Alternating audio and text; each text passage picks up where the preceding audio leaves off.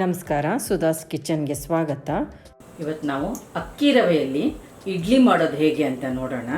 ನಾನಿಲ್ಲಿ ಉದ್ದಿನಬೇಳೆನ ಅರ್ಧ ಕಪ್ ಉದ್ದಿನಬೇಳೆನ 4 ರಿಂದ 5 ಗಂಟೆ ನೆನೆಸ್ಕೊಂಡಿದ್ದೀನಿ.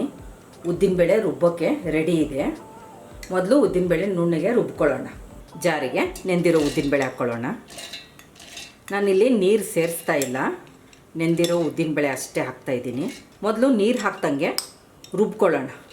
ನೀರು ಬೇಕಾದರೆ 1 ಟೀ ಸ್ಪೂನಷ್ಟು ಹಾಕಿ ಗಟ್ಟಿಯಾಗಿ ನುಣ್ಣಗೆ ರುಬ್ಕೋಬೇಕು. ನೀರು ಹಾಕ್ದಂಗೆ ಮೊದಲು ರುಬ್ಕೊಂಡಿರೋದು. ಈಗ ಉದ್ದಿನಬೇಳೆ ನೆನೆಸಿರೋ ನೀರಿದೆಯಲ್ಲ, ಅದನ್ನೇ ಸ್ವಲ್ಪ ಹಾಕ್ಕೊಳ್ಳೋಣ.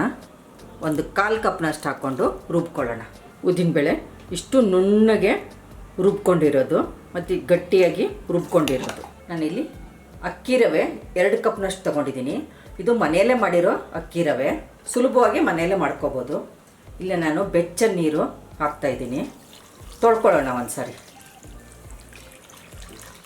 ತುಂಬ ಕುದಿಯೋ ನೀರಲ್ಲ, ಉಗುರು ಬೆಚ್ಚಗಿನ ನೀರು.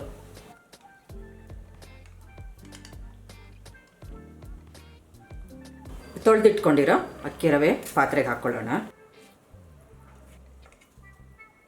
ನೀವು ಅಕ್ಕಿ ರವೆನ ಮನೆಯಲ್ಲೇ ಸುಲಭವಾಗಿ ಅಕ್ಕಿ ತೊಳೆದಾಕಿ ನೀರೆಲ್ಲ ಚೆನ್ನಾಗಿ ಬಸ್ತೋದ್ಮೇಲೆ ಒಂದು ಬಟ್ಟೆಗೆ ಹಾಕ್ಬಿಟ್ಟು ಸ್ವಲ್ಪ ಡ್ರೈ ಆಗಬೇಕು. ತೀರಾ ಡ್ರೈ ಮಾಡ್ಕೋಬಾರ್ದು. ಕೈಯಲ್ಲಿ ಮುಟ್ಟಿದರೆ ನೀರು ಹತ್ತಬಾರ್ದು ಕೈಗೆ.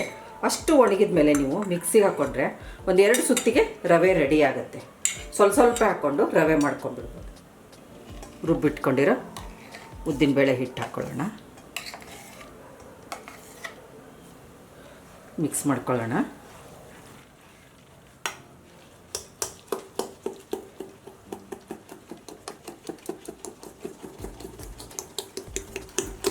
ಚೆನ್ನಾಗಿ ಮಿಕ್ಸ್ ಮಾಡಿಕೊಂಡು ನೋಡಿ, ಚೆನ್ನಾಗಿ ಮಿಕ್ಸ್ ಆಗಿರೋದು.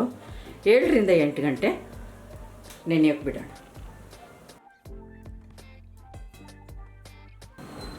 7 ರಿಂದ 8 ಗಂಟೆ ನೆನೆಯೋಕೆ ಬಿಟ್ಟಿತ್ತು ಹಿಟ್ಟು. ಇದಕ್ಕೀಗ ರುಚಿಗೆ ತಕ್ಕಷ್ಟು ಉಪ್ಪು ಸೇರಿಸ್ಕೊಳ್ಳೋಣ. ಮಿಕ್ಸ್ ಮಾಡ್ಕೊಳ್ಳೋಣ.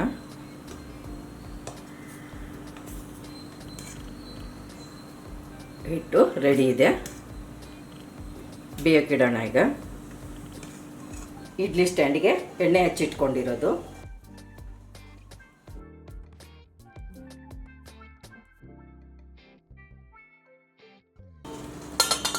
ನೀರು ಕುದಿಯೋಕೆ ಇಟ್ಟಿತ್ತು.